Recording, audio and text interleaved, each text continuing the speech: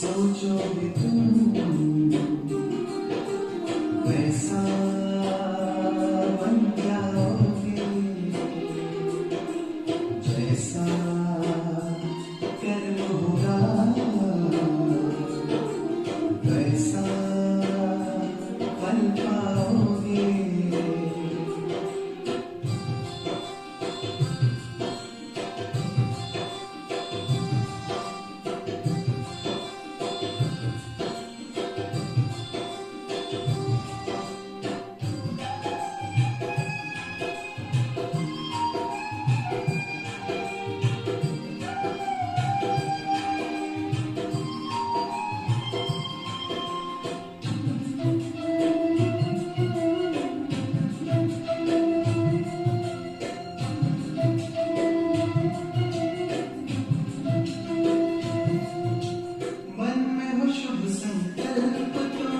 जीवन में फिर दुख कैसा, जब अंतर में शुभ भावना तो दिल में सुख सावन जैसा।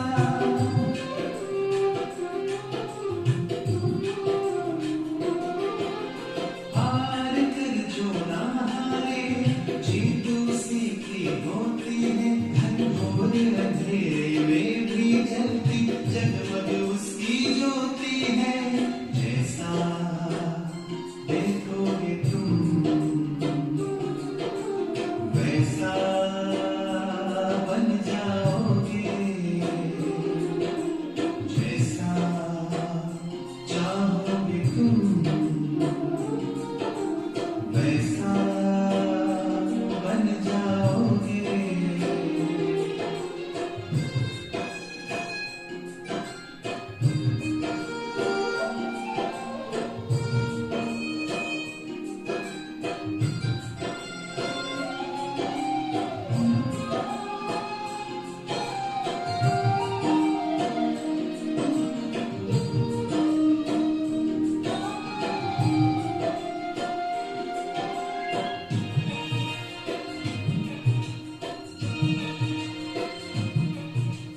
सूरज है तो है किरण, बादल है तो है पवन, प्राण है तो है तन मन, सात सुरों में है सरगम। जो धरती है तो है सागर, जल थल है तो है जीवन, जीवन है तो है भगवन।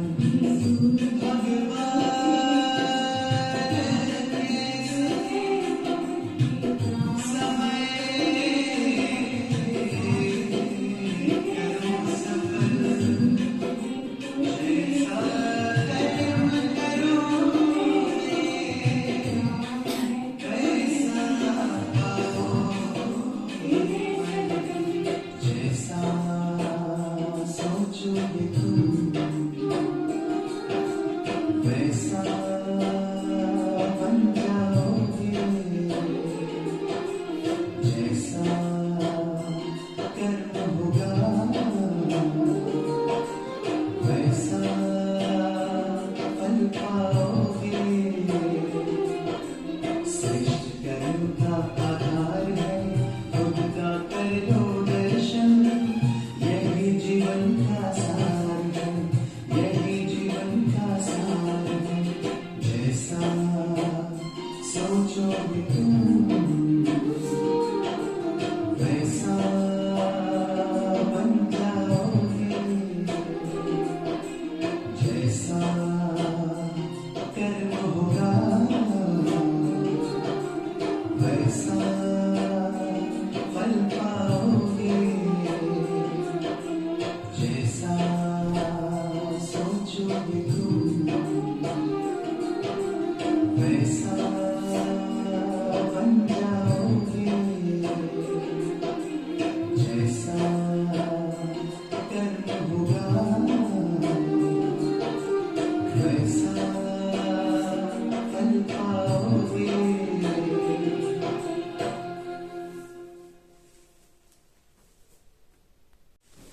ओम शांति। आज बाबा कहते मीठे बच्चे,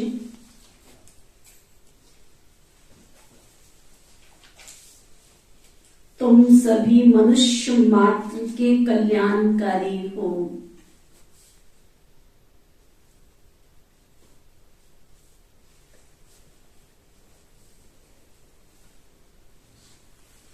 सभी मनुष्य मात्र के कल्याणकारी हो। तुम्हें बहुतों का कल्याण करना है।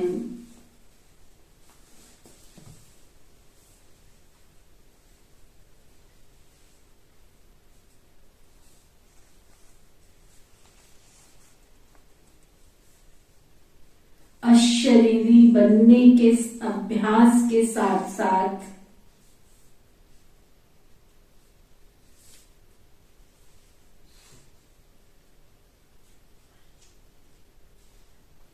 सर्विस भी जरूर करनी है।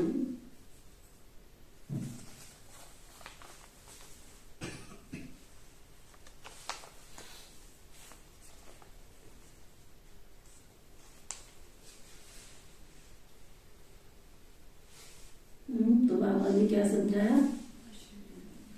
तुम क्या हो? कल्याणकारी।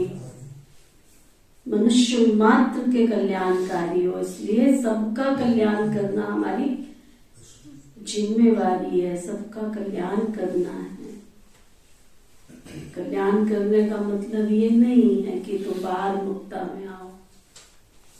बाबा कहते हैं डिटैच ऑफ द बॉडी, शरीर से न्यारे होने का भी अभ्यास करना है। देह से भी बार बार निकलने का अभ्यास करना है। सेवा भी करनी है। फिर बाबा पूछते हैं, किस एक बात में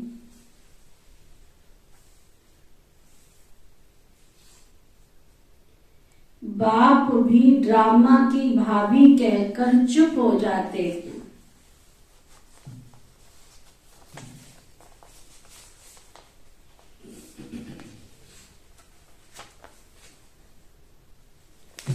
भगवान को भी चुप होना पड़ता है। कौन सी एक बात में?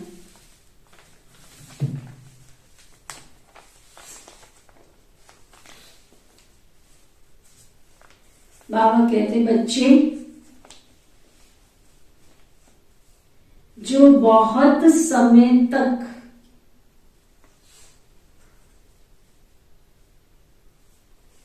बाप की पालना ले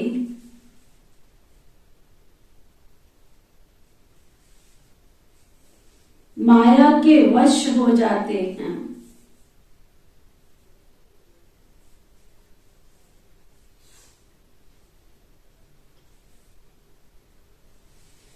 शादी कर कहां कहां चले जाते हैं,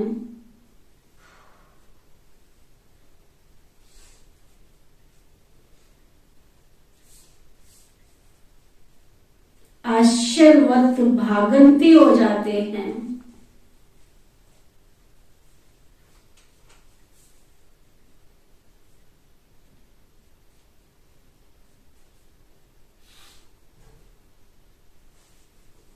तो बाप ड्रामा की भाभी कहकर चुप हो जाते हैं।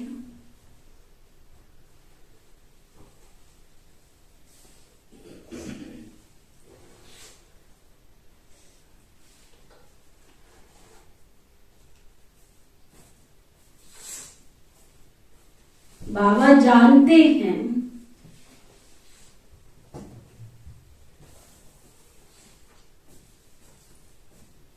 यह भी यज्ञ में विघ्न पड़ते हैं।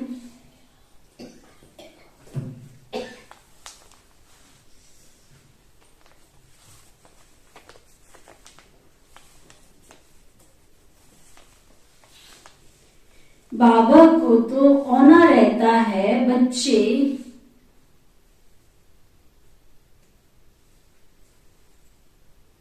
कहां किसी न किसी नाम रूप में नहीं फंस जाएं।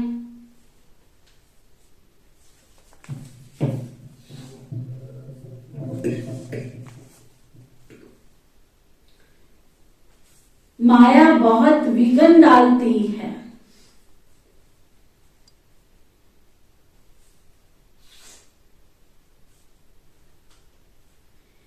इसलिए बाबा राय देते हैं, बच्चे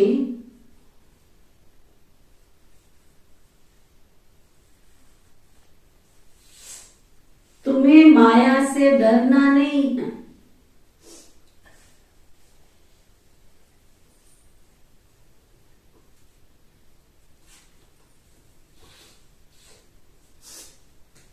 बाबा की याद से विजयी बनना है। तुम्हें माया से डरना नहीं है, उसकी याद से विजयी बनना है, विजयी। ओम शांति। मीठे मीठे बच्चे जानते हैं कि हम बाप और दादा के सामने बैठे हैं। हर एक बात नई है और याद करना है श्रीमत पर एक बाप को। बाबा की हर बात हमें नई जरूर लगती है, परंतु बाबा को याद करना है श्रीमत के आधार पर। अभी तक भक्ति में तो जैसा जिसने कहा वैसा करते आए। ये भी एक कितना सुंदर संसार है। एक ही परमात्मा की संतान, एक ही पिता की संतान, और उसको याद करने के तरीके सबने अपने अपने बना लिए। मंजिल पे पहुंचना सबको है, लेकिन रास्ते सबने अपने अपने बना लिए। और रास्ते अपने बना के तो फिर क्या हो गया, इस संसार रूपी जंगल में फंस गए। हाँ, इस संसार रूपी जंगल में भटक गए, रास्ता ही नहीं मिला। चले थे मंजिल को प्राप्त करने, लेकिन बेचारे भटक गए, मंजिल तक पहुंच नहीं पाए। तो बाबा कहते याद तुम्हें श्रीमत पर करना है। जैसा बाबा ने जिस विधि से सिखाया उस विधि से करना है तुमको। बाबा श्रीमत देते हैं इस दादा के तन के द्वारा। घड़ी घड़ी बच्चों को सावधानी मिलती रहती है कि मन मनावो अर्थात बाबा को याद करो। इस दादा को याद नहीं करना है, दादा की आत्मा भी बाबा को याद करती है, तो तुमको भी याद बाबा को करना है। देखो बाबा कितना दूरांदेशी है ना। यहां से पता लगता है कि सत्य पिता का सत्य ज्ञान। दुनिया में एक गुरु होता है, उसके पीछे कितने सारे चेले होते हैं, कितने उनके फॉलोअर्स होते हैं, कितने उनके शिष्य होते हैं, एक के पीछे है। और यहाँ तो बाबा ने अपने हमजिन्स बनाए, एक ने हजारों हमजिन्स बना लिए। अगर वो हजारों हमजिन्स के हजारों चेले बन जाते और सब अपने अपने गुरु मान के उसमें फंस जाते, तो फिर दुनिया में और हमें अंतर क्या होता। इतने बाबा की विशाल सेवाएं, विशाल सेवा केंद्र, सबको चलाने के निमित्त बाबा ने अपने जैसे गुरु गद्दी दे करके बिठाया। लेकिन ब्रह्मा से ही शुरुआत की कि ब्रह्मा कहता है मैं भी उस शिव बाबा को याद करता हूं। इसलिए तुमने भी किसको याद करना है, शिव बाबा को याद करना है। भला ना कोई दीदी हो, दादी हो, कोई भी हो, भले ना तुम्हें किसी ने ज्ञान दिया हो, लेकिन याद तुम्हें शिव बाबा को करना है। दुनिया में कोई किसी के पास ले जाता है, किसी को खुशी देता है, किसी के कार्य में मददगार बनता है, तो उसका ऋणी बन जाता है और वो उसको सब कुछ समझने लगता है। लेकिन बाबा ने क्या कहा, तुम्हें भले कोई ना यहाँ पे लेकर के आया हो, कोई ना कोई तो निमित्त बनेगा ना बाबा के घर तक लाने के, तो भी तुमने याद किसको करना है? शिव बाबा को याद करना है। तुम्हारा रूहानी कनेक्शन किसके साथ होना चाहिए? लेकिन आते आते किसके साथ जुड़ जाता है? आते आते किसके साथ जुड़ जाता है? आप भी फ्रेंड सर्कल बना लेते हो, तेरे फ्रेंड के नाते तो मैं ये कर सकता हूँ, काहे के फ्रेंड, तेरी दोस्ती के नाते तो मैं ये कर सकता हूँ। किसके दोस्त बना लिए तुमने? वो दोस्त छोड़ के आए थे, यहाँ दोस्ती बना के बैठ गए। वो फ्रेंड छोड़ के आए थे, यहाँ फ्रेंड बना के बैठ गए। वो माता पिता छोड़ करके आए थे, यहाँ अपने माता पिता बना लिए। वहां बहन भाई सब छोड़ के आए थे, यहाँ अपने बहन भाई बना लिए। बाबा देह और देह की दुनिया से बुद्धि निकाल कर हमको बेहद में लेके जा रहे हैं, और हम आकर के हद को छोड़ के फिर आपस में ही फंस जाते हैं। इसलिए बाबा को बार बार मुरली चलानी पड़ती है, बच्चे तुम याद करो मुझे, परंतु जैसे मैंने तुमको सिखाया है श्रीमत के अनुसार, वैसे तुम मुझे, मैं जो हूं जैसा हूं वैसा जानकर मानकर पहचान कर तुम मुझे याद करो।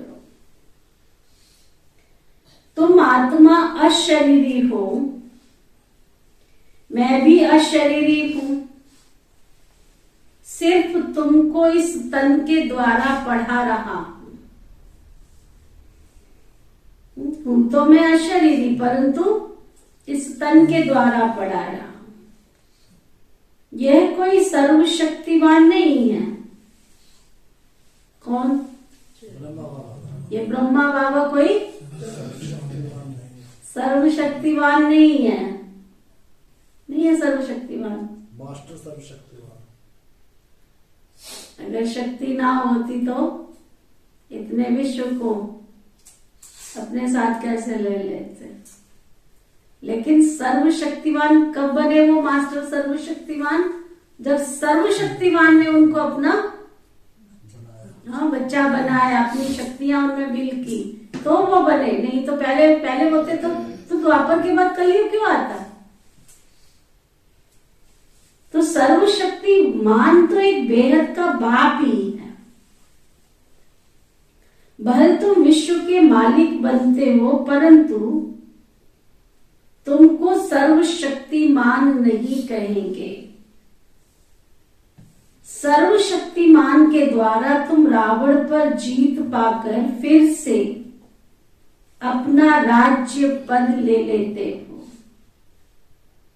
बाबा का फरमान है कि तुम मुझे अपने बाप को याद करो। तुम झाड़ के आदि मध्य अंत का राज समझ गए हो ना? अभी तुम कितने समझदार बने हो, अर्थात बुद्धि में कितनी तुम्हें नॉलेज मिली है। इस नॉलेज से तुमको बहुत बहुत ऊंच पद मिलता है। सुना क्या? इस नॉलेज से बहुत इस नॉलेज से तुमको तुम जो घर से यहाँ पे आ रहे हो ना, फालतू में नहीं आ रहे हो। पद मिल रहा है। तुम्हारी यहाँ सोर्स ऑफ इनकम है ये पढ़ाई, तुम्हारा कमाई का साधन है, जरिया है, जरिया है ये, तुम्हारा सोर्स ऑफ इनकम है ये पढ़ाई तुम्हारी। देखो करना क्या पड़ रहा है तुमको। हाँ, यहाँ आके कोई बनी ढोनी पड़ रही है? हाँ, आके आराम से बैठे हो एंड बढ़िया रजाई गद्दे वाले पे गद्दे पे बैठे हो, बढ़िया एंड कुर्सी पे बैठे हो शहजादे बन के। ऐसे तो कर मिलते हाँ? ऐसे तो कर मिलते है ना? इतने कितने आराम से बैठे हो, साफ सुथरे स्थान पे बैठे हो, कोई हाथ भी नहीं हिलाना पड़ रहा, कोई पैर भी नहीं चलाना पड़ रहा। तो भी बाबा कहते हैं ये पढ़ाई क्या है तुम्हारी? Source of income. ये पढ़ाई तुम्हारी, ये नॉलेज तुम्हारी सोर्स ऑफ इनकम है।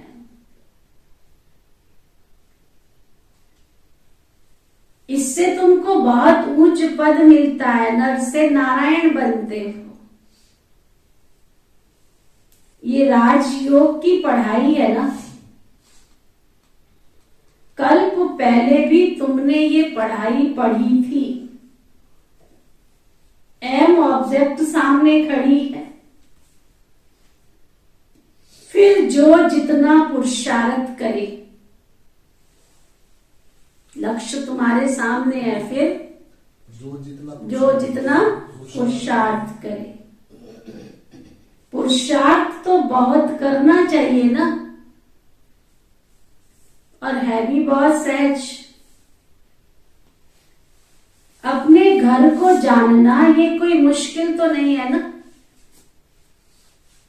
हम आत्मा अशरीरी हैं, शांति धाम में रहते हैं।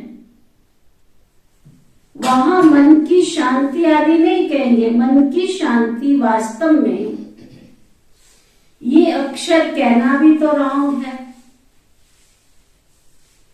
मन तो घोड़ा है ना, जब तक शरीर है आत्मा के साथ तो मन शांत हो ही नहीं सकता। कर्म तो करना ही है ना। अल्प काल की शांति तो रात्रि को नींद में भी मिल जाती है।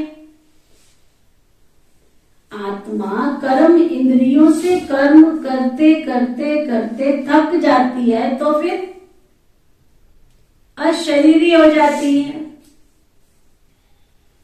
अभी बाबा को याद करना है, जिससे तुम्हारे विकर्म विनाश हो जाएं। सो जाने से कोई विकर्म विनाश नहीं हो जाएंगे। बाबा कहते तुम नींद में सो जाओ, चलो शांति मिलती है, इसलिए कमरा बंद करो और आंख बंद करके सो जाओ। तो सोने से कोई तुम्हारे विक्रम विनाश नहीं होंगे।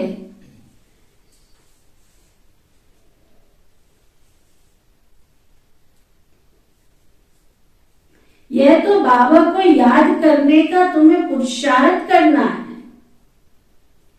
जो पुरुषार्थ बहुत बहुत बहुत जरूरी है। घड़ी घड़ी बाबा कहते हैं मुझे याद करो।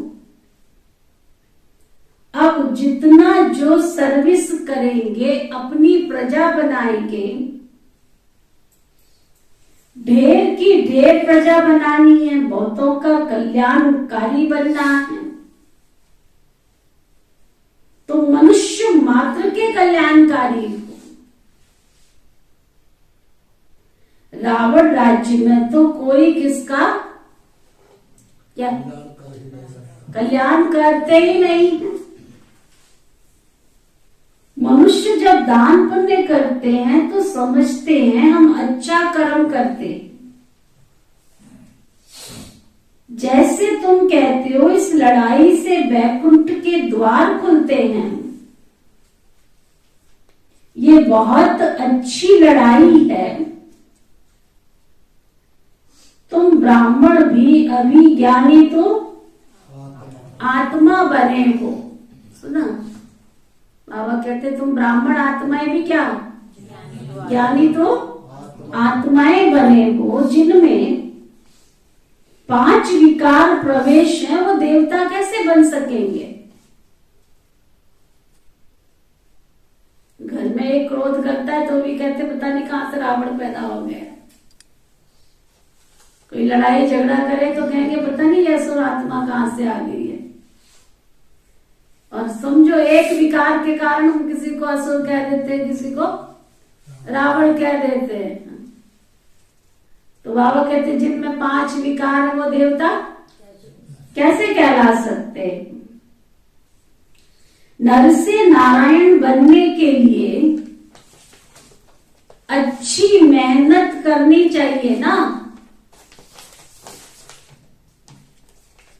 क्या करना चाहिए मेहनत में?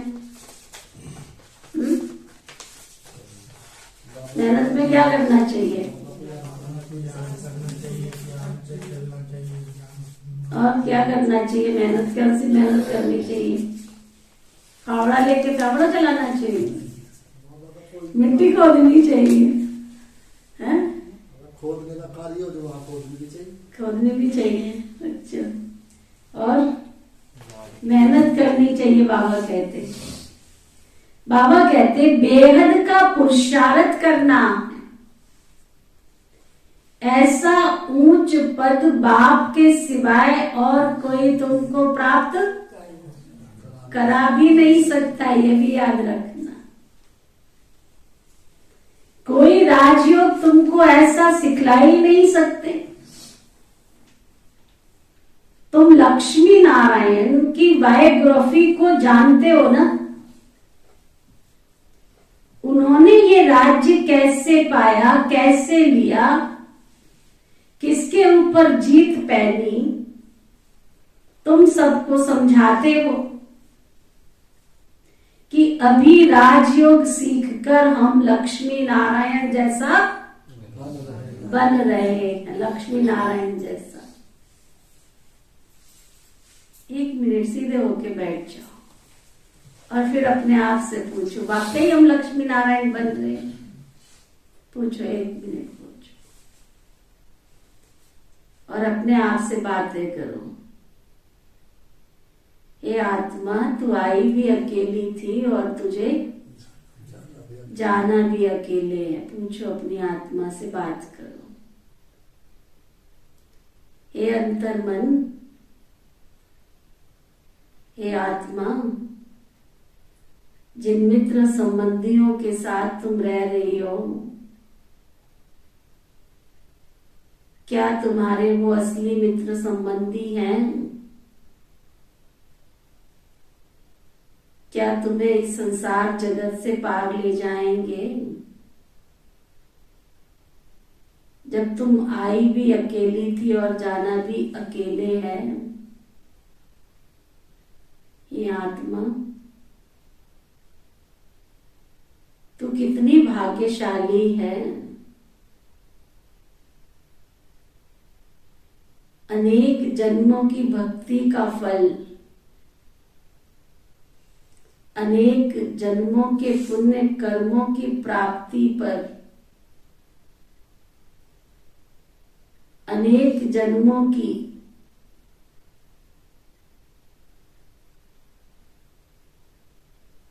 मेहनत के आधार पर तुझे ईश्वर की प्राप्ति हुई है। और उस ईश्वर पिता ने तुझे लक्ष्य दिया है, नर ऐसी करनी करे तो नारायण बने और नारी ऐसी करनी करे तो लक्ष्मी बने। वाकई में तो जब से बाबा की बच्ची बनी है, जब से बाबा का बच्चा बना है, तब से तेरी दैवी चलन है। तेरा अंतर मन स्वीकार करता है कि मैं लक्ष्मी बनूं, मैं देवी देवताओं की दुनिया में जाऊं। अच्छा, जाना है तो उसके लिए मैं क्या कर रही हूं? बाबा तो रोज कहते हैं, बच्चे तुम बहुत बहुत बहुत पुरुषार्थ करके ऊंच पद प्राप्त करो। तो हे आत्मा, सुनती हो? तुम कौन सा पुरुषार्थ कर रही हो? सचमुच वाकई तुम्हें लक्ष्मी नारायण बनना है तो आज से, अभी से अपने लक्ष्य को मैं पक्का करती हूं कि मुझे किसी भी हालत में अपने लक्ष्य को प्राप्त करना है। ईश्वर की दी हुई अमानत, ये तन, ये मन, ये धन, समय, संकल्प, श्वास, सब ईश्वर की सेवा में लगाकर मेरा बस एक ही संकल्प है, मुझे अपने लक्ष्य अर्थात देवी देवता पद को प्राप्त कर सतयुगी दुनिया का अधिकारी बनना है।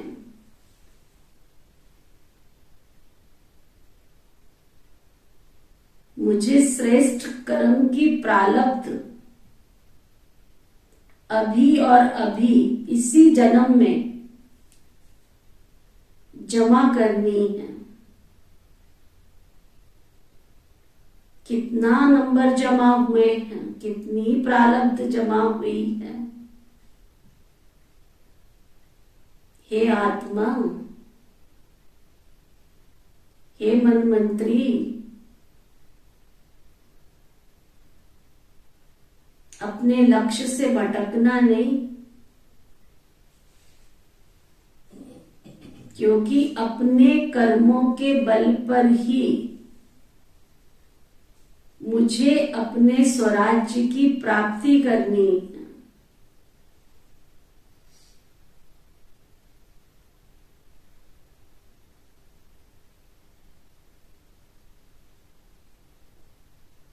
ठीक है, ऐसे रोज बातें करो अपने आप से, रोज बातें करो, सुबह, दोपहर, शाम।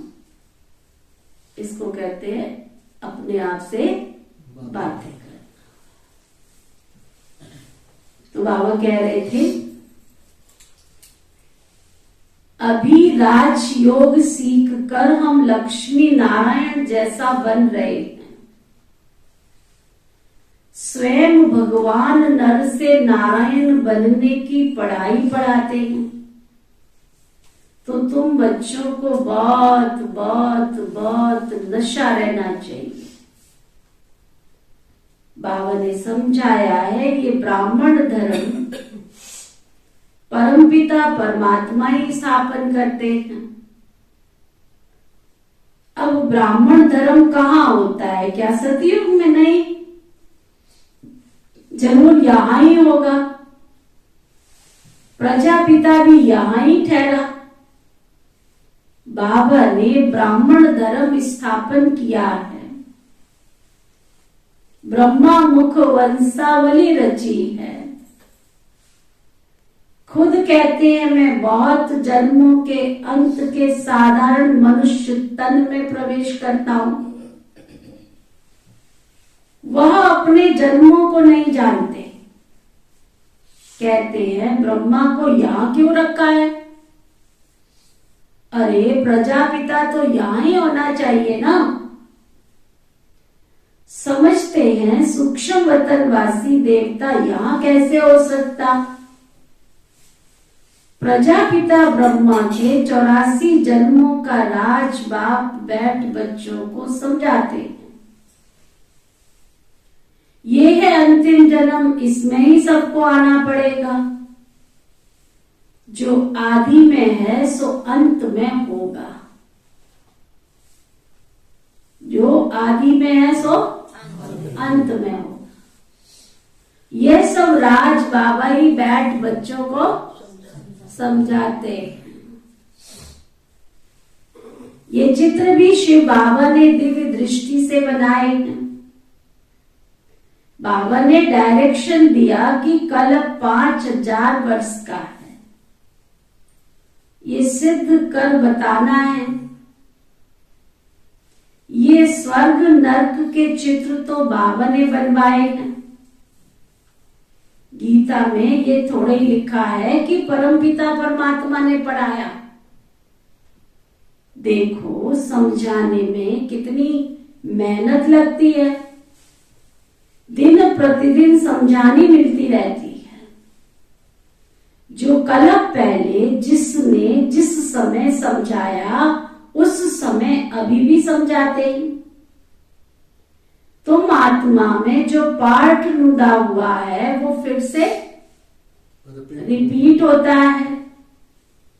यह तो केवल तुम बच्चे ही समझते हो कि ये पतित दुनिया है और सबका ये अंतिम जन्म है। अभी ये नाटक पूरा होता है, नहीं तो सतयुगी देवी देवता धर्म कैसे स्थापन होगा। सतयुग में तो एक ही अद्वैत देवी देवता धर्म है।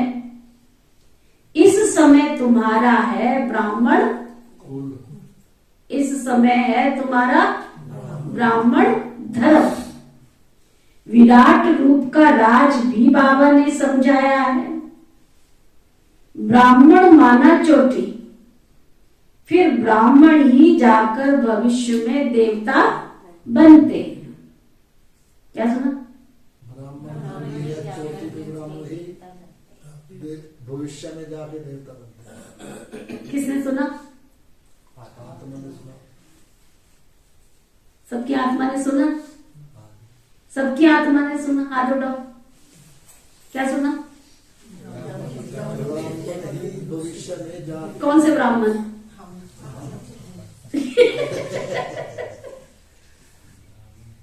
तो अंदर पक्का करो ना, कौन से ब्राह्मण? जो सामने बैठे जो सुन रहे हम ब्राह्मण ही भविष्य में जाके देवता बनेंगे। इतना नशा होना चाहिए।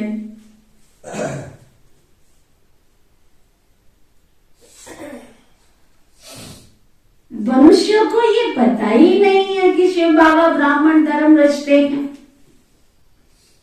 अभी तुम ट्रांसफर होते हो ना, शूद्र से ब्राह्मण, नीचे से आसमान में चले जाते हो एकदम। अभी तुम शूद्र हो, फिर एकदम आसमान में, हाँ, फिर एकदम आसमान में, अर्थात शूद्र से ब्राह्मण, फिर ब्राह्मण से फरिश्ता, फरिश्ता से एकदम देवता बन जाते हो।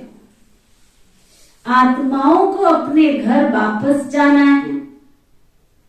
मनुष्य देवियों के मंदिर में जाते हैं, परंतु ये नहीं जानते कि जगत अम्बा कौन है। वह भी तो ब्राह्मण ही है। देखो, ब्रह्मा को सफेद वस्त्रधारी दिखाते, जगदम्बा को भी है ना सफेद वस्त्र दिखाते और 1000 भुजाएं दिखाते। जगदम्बा को भी 1000 भुजाएं दिखाएंगे, असंख्य भुजाएं दिखाएंगे, और ब्रह्मा को भी असंख्य भुजाएं दिखाएंगे। पर जगदम्बा कौन थी ये मालूम नहीं किसी को भी। तुम भी ब्राह्मणिया हो ना। जगत अम्बा और जगत पिता भी है। जो जिसका पुजारी होगा उनका ही मंदिर बनाएगा। नॉलेज कुछ भी नहीं है कि जगत अम्बा कौन है। वह है ज्ञान में ज्ञान ज्ञानेश्वरी, जो फिर राज राजेश्वरी बनती है। देवियों की बहुत पूजा होती है ना। सबसे ज्यादा पूजा किसकी होती है ना? साल में सबसे ज्यादा पूजा किसकी होती है ना? साल में 4 बार है ना, 4 बार पूजा होती है देवियों की। वो भी एक दिन नहीं, पूरे 9 दिन पूजा होती है।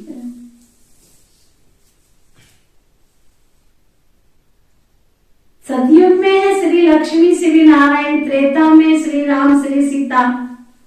बाकी सब इस समय के चित्र हैं। अनेक चित्र हैं, अनेक मंदिर बनाए हैं। तुम जानते हो ब्रह्मा, सरस्वती, ब्राह्मण और ब्राह्मणिया। लक्ष्मी को ब्राह्मणी नहीं कहेंगे, वह तो देवता है।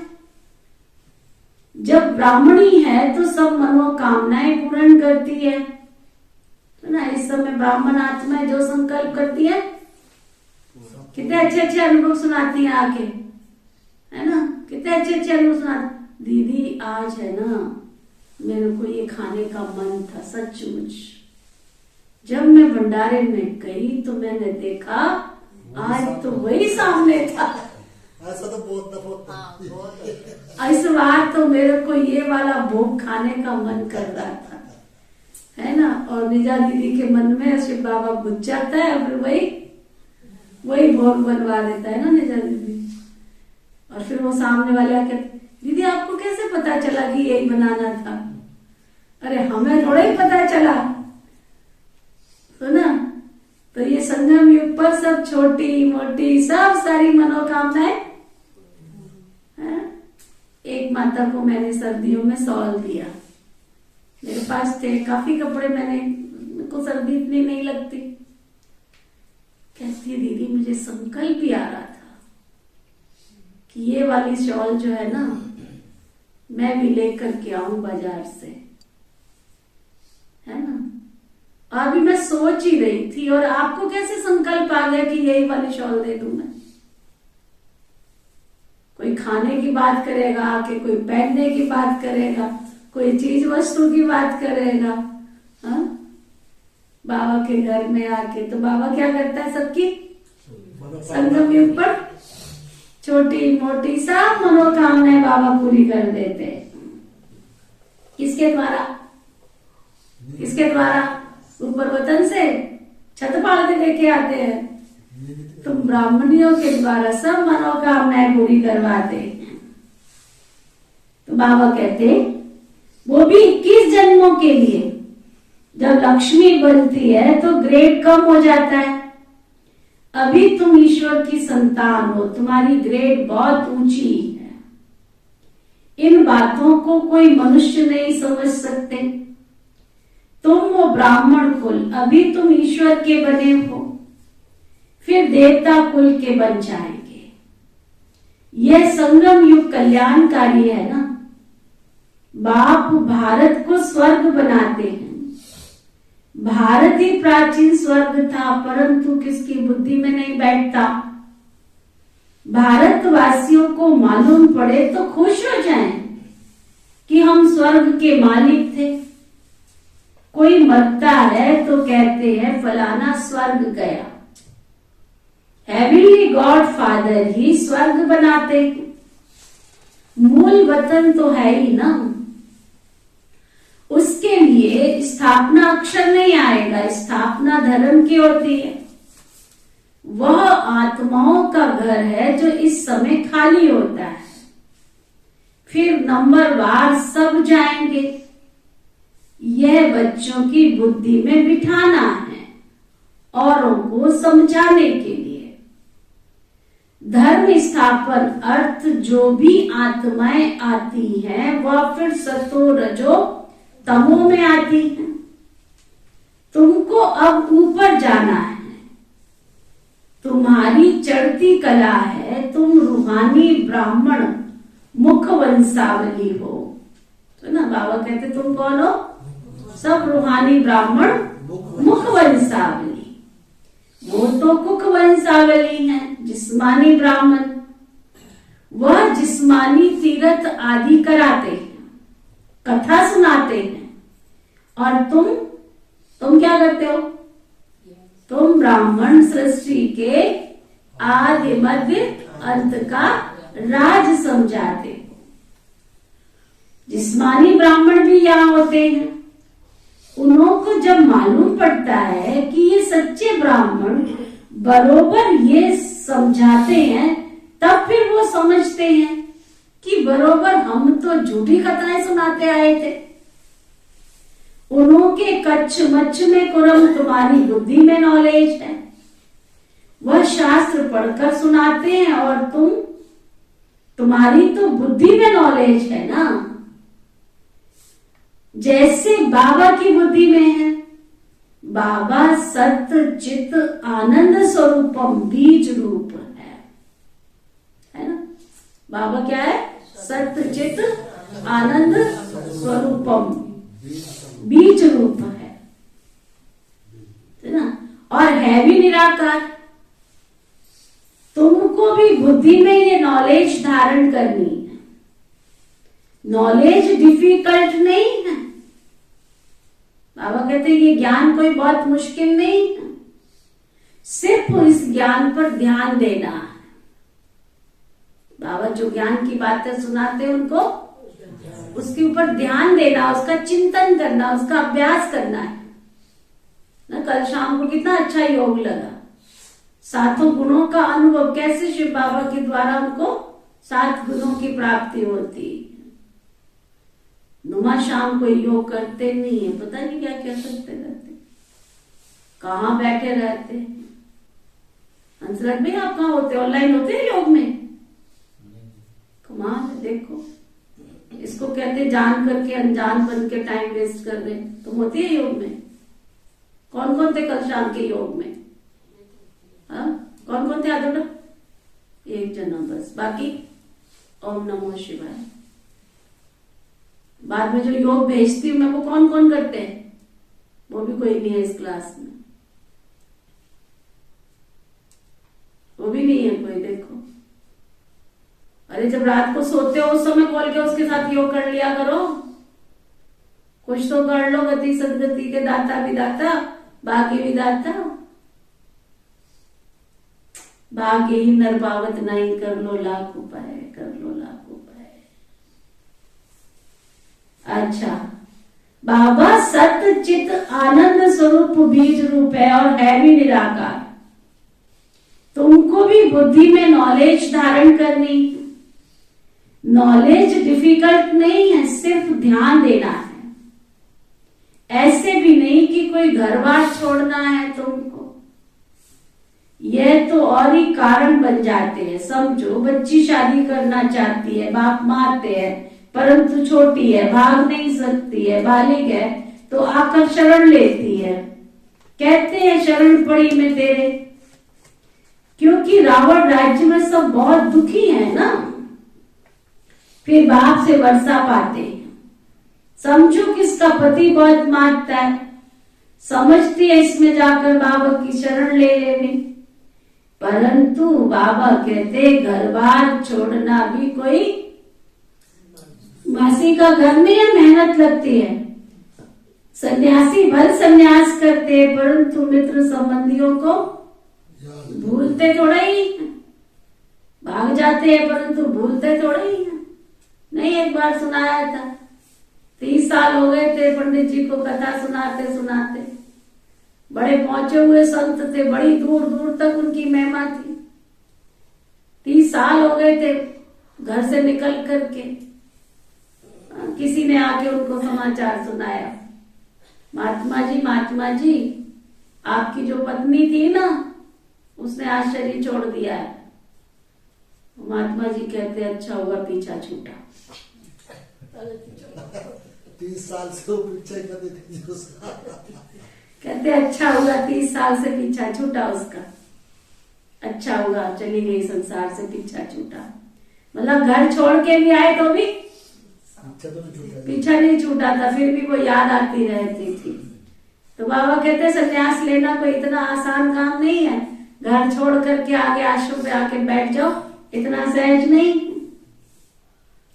कई लौट भी आते हैं, मेहनत है। ब्रह्म तत्व से योग जल्दी नहीं लगता। यहाँ तुम जानते हो पुरानी दुनिया और पुराने संबंध है, देह सहित सब कुछ छोड़ना है, इसलिए तुमको इस पुरानी दुनिया से वैराग्य आता है। पुराने शरीर से भी तुमको वैराग्य है। ये है बेहद का वैराग्य और गुणों का हद का रजोगुणी वैराग्य। ये है बेहद का सतो प्रधान वैराग्य। दुनिया को नहीं छोड़ते हैं, तुम पुरुषार्थ कर रहे हो पुरानी दुनिया से नई दुनिया में जाने के लिए। वह थोड़ा ही ऐसे समझते कि नई दुनिया में जाकर हमको सुख भोगना है। ये सुख बच्चे तुम्हारे लिए है, उन्हों का है रजो प्रधान संन्यास और तुम्हारा है सतो प्रधान संन्यास। बच्चों को सतो प्रधान बनना है। योग से ये तुम्हारे अंदर विकर्मों की जो खाद है वो जल जाएगी, भस्म हो जाएगी। इसलिए इस योग को अग्नि कहा जाता है। योगे अग्नि विकर्मे दग्धा। योग की अग्नि में विकर्म जलकर खत्म होते हैं। याद अग्नि अक्षर शोभता नहीं है, योग अग्नि कहा जाता है जिससे विकर्म विनाश होते हैं। है तो बहुत सहज बात, परंतु फिर भी घड़ी घड़ी भूल जाते हैं। कहते हैं बाबा हम भूल जाते हैं। बाबा कहते हैं अच्छा बच्चे देही अभिमानी बनो। सतयुग से त्रेता तक तुम सोल कॉन्शियसनेस में रहते हो। तुम आधा कल्प सोल कॉन्शियसनेस होते हो, आधा कल्प बॉडी कॉन्शियस में आ जाते हो। अब तुम्हें सोल कॉन्शियसनेस स्थिति में रहने का अभ्यास करना है। सतयुग में समझते हैं हम एक शरीर छोड़ जाकर के दूसरा लेते हैं। सर्प का मिसाल है ना, ये दृष्टांत भी तुम्हारे लिए है। सन्यासी जोत जोत समाना चाहते हैं, वो ये नहीं जानते कि हमको फिर से आकर के कोई नया चोला लेना है। तुम जानते हो ये बूढ़ा शरीर छोड़कर हम जा करके फिर नया लेंगे। पुराने कपड़े को छोड़ने का दिल होता है ना। कछुए का मिसाल भी तुम्हारे लिए है। कर्म करते बाबा को याद करते रहो। बाप ही सबका गति सदगति दाता है। सदगति दाता, सदगति दाता क्या? एक बाप के सिवाय कोई हो ही नहीं सकता। क्या हो ही नहीं सकता, दूसरा कोई हो ही नहीं सकता। सदगति दाता एक शिव बाबा और दूसरा ना कोई। तुम सब आत्माएं शिव बाबा के बच्चे, फिर प्रजापिता ब्रह्मा की संतान हो। पहले है ब्राह्मण, फिर झाड़ वृद्धि को पाता है। ये वैरायटी धर्मों का झाड़ है ना। पहले पहले देवी देवता धर्म, फिर इस्लामी, बौद्धी, फिर वृद्धि होती रहती है। ये टाल टालियां निकलती रहती हैं। जब नए पत्ते निकलते हैं तो उनकी महिमा होती है। देखो ना पेड़ पर जब नए नए पत्ते निकलते कितने सुंदर लगते हैं, अट्रैक्ट करते हैं अपनी तरफ। फिर उनकी महिमा कम हो जाती है। तुम हो बहुत बड़ी ताकत वाले। कितना नशा चढ़ाते बाबा। कौन हो तुम? तुम बहुत बड़ी ताकत वाले हो जो विश्व के मालिक बनते। वहां कोई मिनिस्टर आदि नहीं होते हैं, राजा का हुक्म चलता है। द्वापर से वजीर होते हैं, सतयुग में वकीलों की कोई जरूरत नहीं। अब तो राजा रानी है ही नहीं, ये भी ड्रामा बना बनाया है। भारत स्वर्ग था, अब नर्क है। नर्क भी पहले सतो प्रधान, फिर अभी नर्क तमो प्रधान, जिसको रौरव नर्क कहा जाता है। बाप कहते हैं मुझे कितनी मेहनत करनी पड़ती है। कितना देखो ना, कितनी मेहनत करनी पड़ती है। सुबह 2 बजे से बेचारा लगता है बच्चों के पीछे, किसी को सकाश देता है, किसी को दृष्टि देता है, और सबकी सुनता रहता है। किसको जलेबी खाने, किसको समोसा, किसी को पता नहीं क्या क्या, किसी को खीर खाने का संकल्प आता है वो पूरी करता है, क्या क्या, किसी को कपड़े का संकल्प आता है कपड़े भी देते हैं, किसी को पैसे दिल्ले की जरूरत होती है वो उसको पहुंचा देता है। रात को 2 बजे से सबकी सुनता रहता है। और खाली सुनता थोड़ा ही है, सुनता थोड़ा ही है, देता रहता है, सबकी आश पूर्ण करता रहता है। मेरे बच्चे सुखी हो जाएं। फिर उनको ज्ञान भी देता है, फिर उनको समझ भी देता है। फिर सुनते सुनते भाग जाते हैं, फिर हाथ पकड़ते पकड़ते भाग जाते हैं, फिर वो पकड़ के ले आता है, फिर भाग जाते। बाबा कहते कितनी मेहनत करनी पड़ती, कितनी मेहनत करनी पड़ती है। आज बाबा ने 3-4 बार कहा, थक गया बाबा विज्ञान सुना सुना के, बच्चों को समझा समझा के फिर कह देते हैं दीदी दोबारा आना पड़ेगा आश्रम पे। अरे भाई दोबारा क्या आना पड़ेगा, तुम्हारा घर ही यही है, तुम्हारा ठिकाना ही ये है। इसको घर समझते नहीं है। किस किसने घर समझाया थोड़ा? घर समझा है घर? समझा है घर? लंबा हाथ उठाओ, जरा देखो किसके से समझा। तुमने नहीं समझा, बुढ़ा हो गया। क्लास में अगर रिस्पॉन्स नहीं देते हैं ना तो उसको कहा जाता है पत्थर बैठा हुआ है यहाँ पे, जिसके अंदर इमोशन ही नहीं है, कोई पता ही नहीं चल रहा वो सुन भी रहा है कि नहीं सुन रहा है। अगर घर समझा तो घर में आए बिना कोई किसी का दिल लगता है क्या? हाँ, तो तुम्हारा तो लग जाए है ना। जो बना पूरा दिन पता ही नहीं होता कहाँ है, किससे छुट्टी ली थी, घर समझा नहीं समझा। घर में बाबा बैठा है, उस बाबा को दुआ सलाम करी थी, मुरली पढ़नी है पढ़ ली थी हमने, मोबाइल पे सुन ली थी। बाबा के घर को हमने अभी तक घर नहीं समझा। और याद रखना मीठे भाई बहनों, यही घर तुम्हारा एशलम है, यही घर तुम्हारा एकमात्र सहारा बनने वाला है, एकमात्र सहारा। तो ना बाबा कहते हैं कितनी मेहनत करनी पड़ती है बच्चों, कितनी मेहनत करनी पड़ती है। बाप कहते हैं कितनी मेहनत करनी पड़ती है, कितना औना रहता है। कहाँ कोई बच्चियां गुंडों के हाथ में ना आ जाए। दुनिया में गंदगी बहुत है, सेंटर पर भी कई गंदे लोग बहुत आ जाते हैं, नाम रूप में फंस पड़ते हैं, यज्ञ में अनेक प्रकार के विघ्न पड़ते हैं, माया भी तरह तरह के विघ्न डालती रहती है। फिर बहुत गुटखा खाते हैं, फिर भी बाबा को याद करना पड़े। युद्ध के मैदान में खड़े होकर लड़ना है, डरना नहीं है।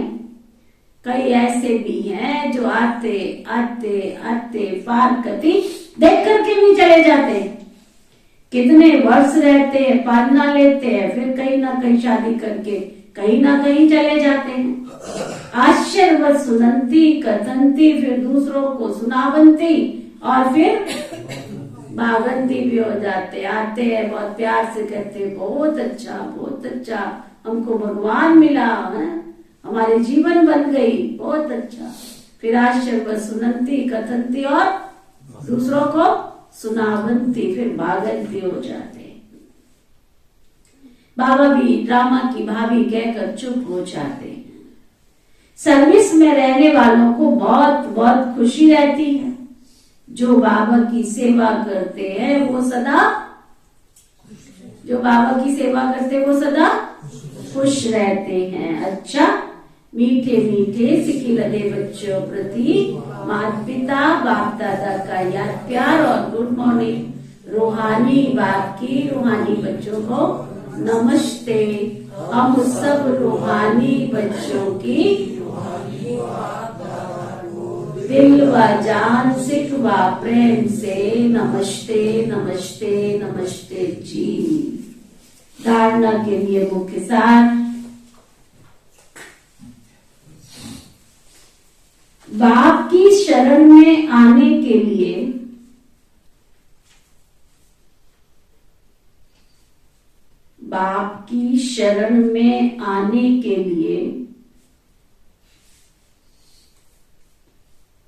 बुद्धि से बेहद का संन्यास करना है।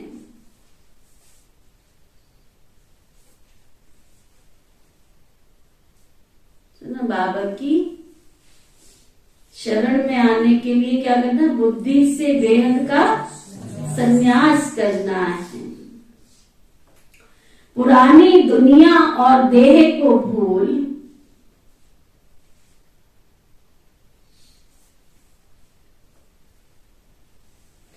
आत्म अभिमानी रहने की मेहनत करनी है।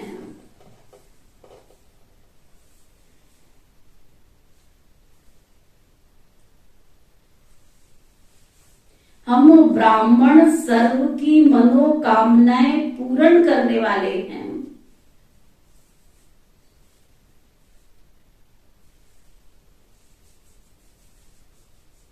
इस नशे में रहना है।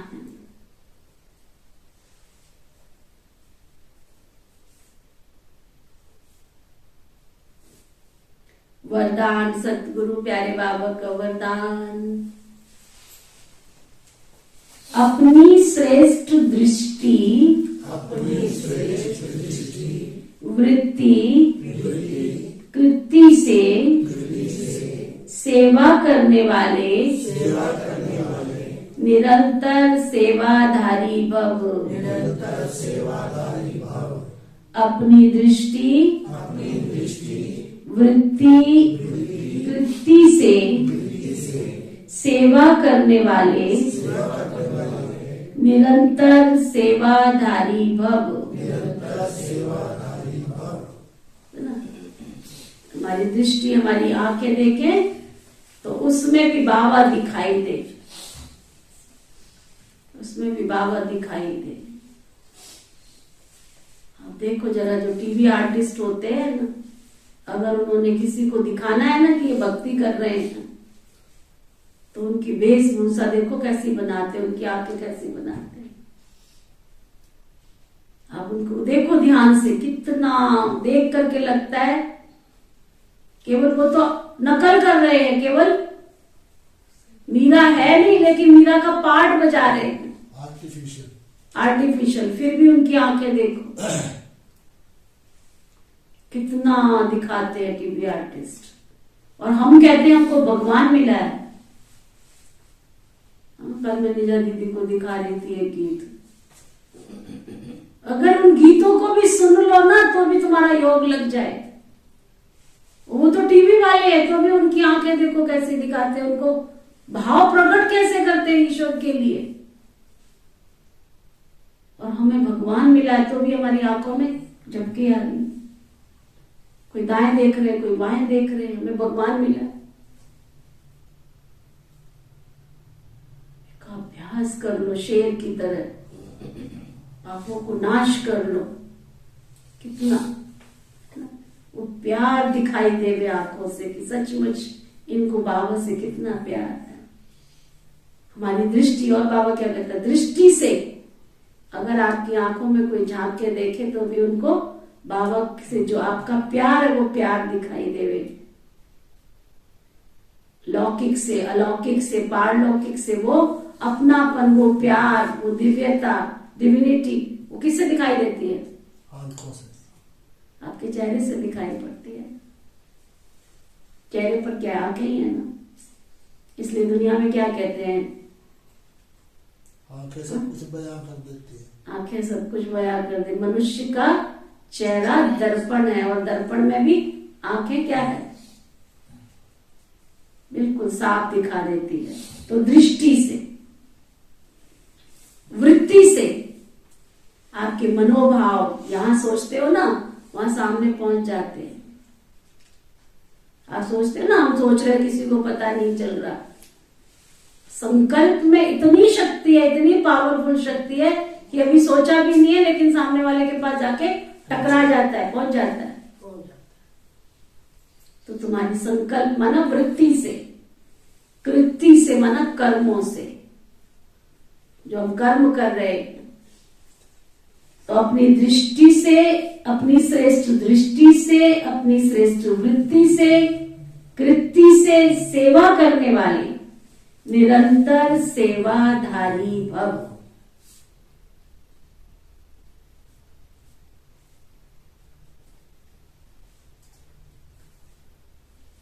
जैसे ये शरीर श्वास के बिना नहीं रह सकता, ऐसे ब्राह्मण जीवन का श्वास क्या है? खाना पीना और सोना। क्या है ब्राह्मण जीवन का श्वास? क्या है ब्राह्मण जीवन का श्वास? है सेवा, सेवा और सेवा।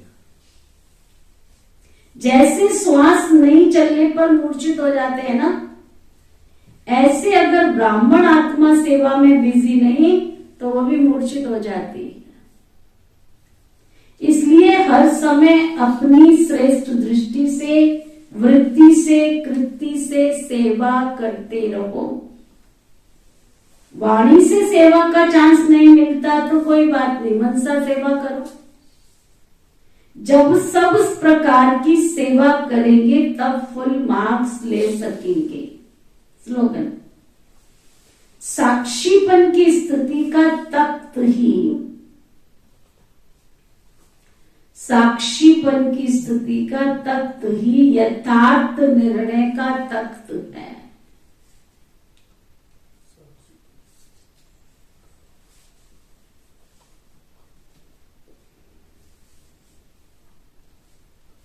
तो आज का रूहानी इंजेक्शन, मैं सदा साक्षी दृष्टा हूं। मैं सदा साक्षी दृष्टा हूं। ओम शांति शांति शांति। पवित्रता की देवी हो,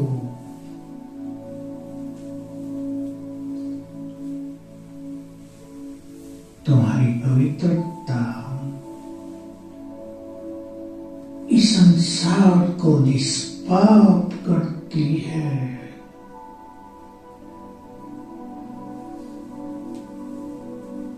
तुम वही हो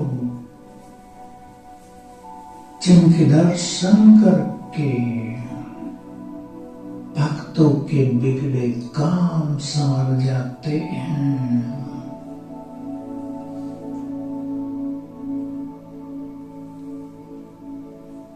संसार को रोशन करने वाले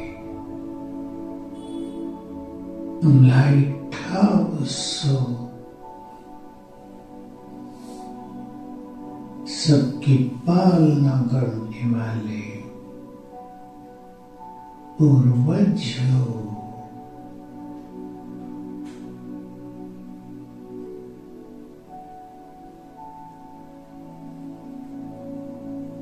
तुम इस सृष्टि के आधार हो। जैसी तुम्हारी स्थिति वैसा ही सृष्टि का स्वरूप होता है।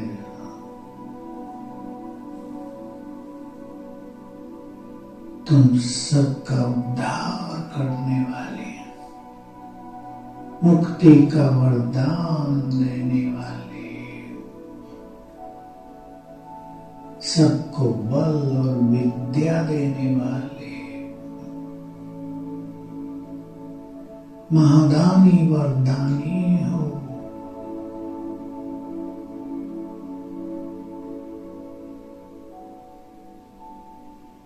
दृष्टि दे रहे हैं।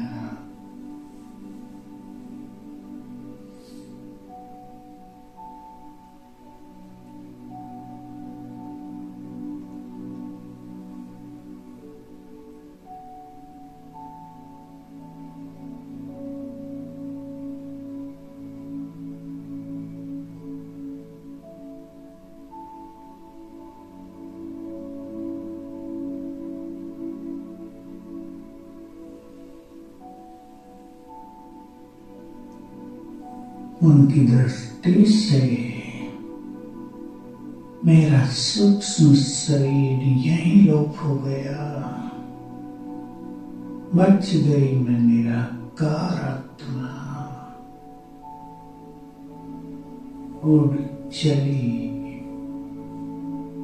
अपने प्रियतम के पास।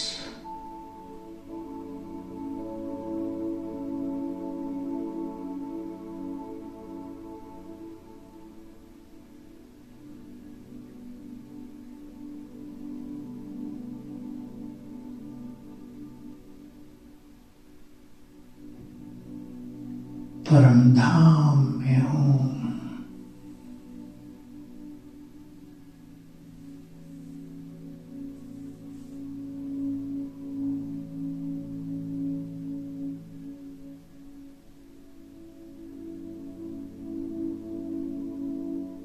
बाप समान हूं। उनके वाइब्रेशंस में बैठी हूं।